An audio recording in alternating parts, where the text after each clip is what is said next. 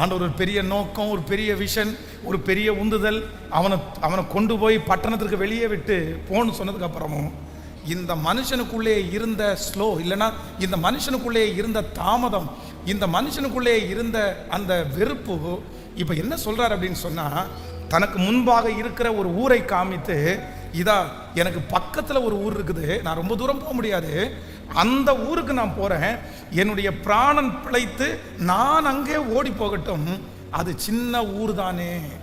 Number 2, இரண்டாவது, ஸ்லோவா இருக்கிறவங்க, வேகம் இல்லாமல் இருக்கிறவங்களுக்கு வருகிற ரெண்டாவது ஆபத்து என்ன அப்படின்னா, நீங்களே உங்களுக்கான ஒரு எல்லையை நீங்க நியமிச்சிருவீங்க. எல்லையை நியமிச்சிருங்க. நிறைய பேர் எல்லையை நியமிச்சு தான் உட்காந்துருக்குறாங்க. என்ன எல்லையை நியமிச்சிருக்கீங்க அப்படின்னா, ஆண்டவர் உங்களை கொண்டு உங்களை இந்த உலகத்தில் படைச்சது பெரிய நோக்கத்துக்காக இருக்கலாம். ஆண்டவர் உங்களை ரட்சிச்சது பெரிய காரியத்திற்காக இருக்கலாம். 10 பேருக்கு சம்பளம் கொடுக்குற அளவுக்கு ஆண்டவர் உங்களை அபிஷேகிச்சிருக்கலாம்.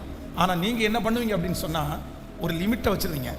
அவ்வளோதான் நமக்கு, அவ்வளோதான் நமக்கு, நம்ம இங்கே தான் இருக்கணும், நம்ம இவ்வளோ தூரத்தில் தான் இருக்கணும், நமக்கெல்லாம் அது எட்டாத உயரம், அதெல்லாம் முடவன் கொம்புத்தேனுக்கு ஆசைப்படுறது மாதிரி, இதெல்லாம் நம்ம ஆசைப்படக்கூடாது.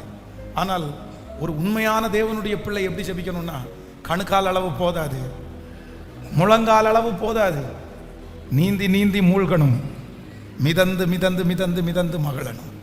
ஆமேன். 77 வயதான ஒரு தகப்பனார் ஒரு பெரிய கன்வென்ஷன் கூட்டத்தில் அவர் பேசிட்டு இருந்தார். எனக்கு 77 வயது.